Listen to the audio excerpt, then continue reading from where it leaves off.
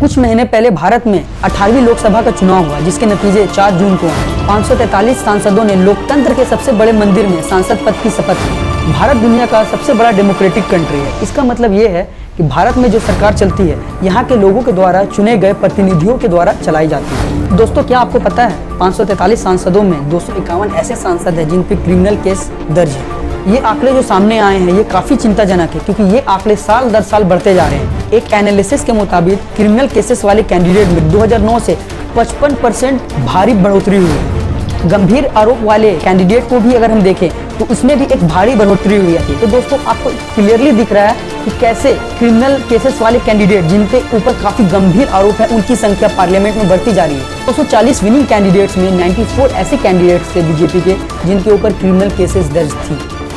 दोस्तों, आपको पता है इस लोकसभा चुनाव में कौन सी ऐसी पार्टी है जिनके सबसे ज्यादा विनिंग कैंडिडेट के ऊपर क्रिमिनल केसेस दर्ज है? तो दोस्तों, इन आंकड़ों से ये बात पता चल रही है कि साल दर साल वैसे कैंडिडेट जिनके ऊपर क्रिमिनल केसेस हैं उनकी संख्या बढ़ती जा रही है।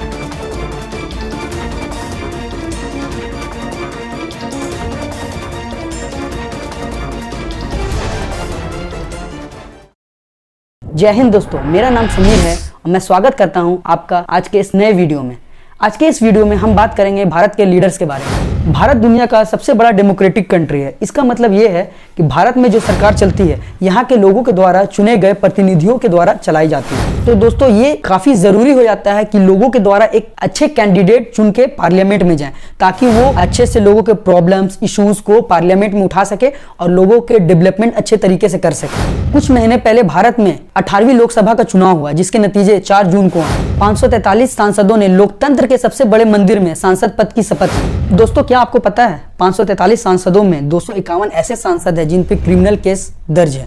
इसका ये मतलब है कि लोकसभा में 543 सांसदों का 43% ऐसे सांसद हैं जिन पे क्रिमिनल केसेस दर्ज हैं। ये आंकड़े जो सामने आए हैं ये काफी चिंताजनक है, क्योंकि ये आंकड़े साल दर साल बढ़ते जा रहे हैं। अगर हम तुलना करेंगे पिछले 2 चुनाव के आंकड़ों से, तो 2019 के चुनाव में लगभग 34% ऐसे विनिंग कैंडिडेट थे जिनके ऊपर क्रिमिनल केसेस दर्ज थे, और 2014 के चुनाव में 30% ऐसे विनिंग कैंडिडेट थे जिनके ऊपर क्रिमिनल केसेस दर्ज थे। तो दोस्तों, आप देख रहे हैं कि ये आंकड़ा साल दर साल बढ़ता जा रहा है। जो 2014 में 30% क्रिमिनल केसेस वाले कैंडिडेट थे, आज 2024 के चुनाव में वो बढ़कर 43% हो गए। एक एनालिसिस के मुताबिक क्रिमिनल केसेस वाले कैंडिडेट में 2009 से 55% भारी बढ़ोतरी हुई। दोस्तों, आपको जानकर काफी हैरानी होगी और आप चौंक जाओगे कि 2024 में जो 250 ऐसे कैंडिडेट हैं जिनके ऊपर क्रिमिनल केसेस दर्ज है, उनमें से 171 ऐसे कैंडिडेट हैं जिनके ऊपर काफी सीरियस चार्जेस लगे हुए हैं, जैसे कि रेप, मर्डर, किडनैपिंग।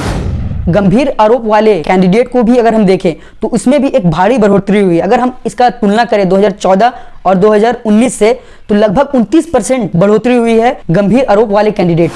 अगर हम आंकड़ों पे जाते हैं तो 2024 में 159 ऐसे कैंडिडेट है जिसके ऊपर काफी सीरियस चार्जेस लगे हुए हैं।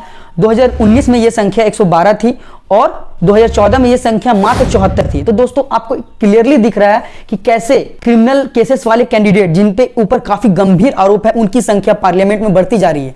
दोस्तों, आगे हम लोग देखेंगे कि कौन कौन सी ऐसी पार्टियां हैं और उनके कितने कैंडिडेट हैं जिनके ऊपर क्रिमिनल केसेस दर्ज है। तो दोस्तों, अब हम बात करते हैं देश की सबसे बड़ी पार्टी भारतीय जनता पार्टी की। 2024 के इलेक्शन के बाद भारतीय जनता पार्टी देश की सबसे बड़ी पार्टी बनकर उभरी। भारतीय जनता पार्टी ने 2024 के इलेक्शन में 240 सीटें जीती। इन 240 विनिंग कैंडिडेट्स में 94 ऐसे कैंडिडेट्स थे बीजेपी के जिनके ऊपर क्रिमिनल केसेस दर्ज थी। तो अब हम बात करेंगे देश की दूसरी सबसे बड़ी पार्टी की। देश की दूसरी सबसे बड़ी पार्टी बनकर उभरी कांग्रेस पार्टी, जिसने कुल 99 सीटें जीती। इन 99 सीट में 50 ऐसे विनिंग कैंडिडेट थे जिनके ऊपर क्रिमिनल केसेस दर्ज थी। ये कुल आंकड़ा का 50% होता है। ये आंकड़ा बीजेपी से भी ज्यादा है। तो दोस्तों, अब हम बात करेंगे इंडिया गठबंधन की दूसरी सबसे बड़ी पार्टी की, समाजवादी पार्टी। समाजवादी पार्टी का लीडरशिप अखिलेश यादव कर रहे थे और समाजवादी पार्टी ने कुल 37 सीटें जीती। इन 37 सीटों में 21 विनिंग कैंडिडेट समाजवादी पार्टी के ऐसे थे जिनके ऊपर क्रिमिनल केसेस दर्ज थी। अब हम बात करेंगे तृणमूल कांग्रेस की। तृणमूल कांग्रेस ममता बनर्जी के लीडरशिप में चुनाव लड़े और तृणमूल कांग्रेस ने अच्छा परफॉर्मेंस दिया वेस्ट बंगाल में, लेकिन तृणमूल कांग्रेस के भी लगभग 45% विनिंग कैंडिडेट के ऊपर क्रिमिनल केसेस दर्ज है। तो दोस्तों, अब हम बात करेंगे डीएमके के बारे में। डीएमके साउथ इंडिया की सबसे बड़ी पार्टी बनकर उभरी।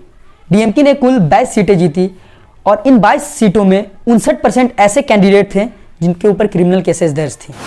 दोस्तों, आपको पता है इस लोकसभा चुनाव में कौन सी ऐसी पार्टी है जिनके सबसे ज़्यादा विनिंग कैंडिडेट के ऊपर क्रिमिनल केसेस दर्ज है? तो ऐसी पार्टी शिवसेना है।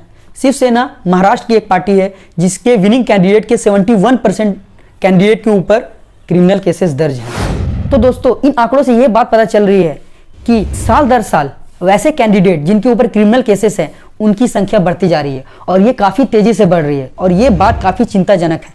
और इस बात से ये पता चल रहा है कि इंडिया में पॉलिटिक्स का क्रिमिनलाइजेशन काफ़ी ज़ोरों शोरों से चल रहा है। अब लोग भी वैसे ही कैंडिडेट को वोट देना पसंद कर रहे हैं जिनका नाम माफिया से जुड़ा हुआ है, जिनका नाम क्राइम से जुड़ा हुआ है और जो डर के नाम पर राजनीति करते हैं। तो उम्मीद करता हूँ दोस्तों आपको ये वीडियो अच्छा लगा होगा। ऐसे ही इंफॉर्मेटिव पॉलिटिकल वीडियोस के लिए चैनल को लाइक करें, सब्सक्राइब करें एंड शेयर करें। जय हिंद दोस्तों, थैंक यू सो मच।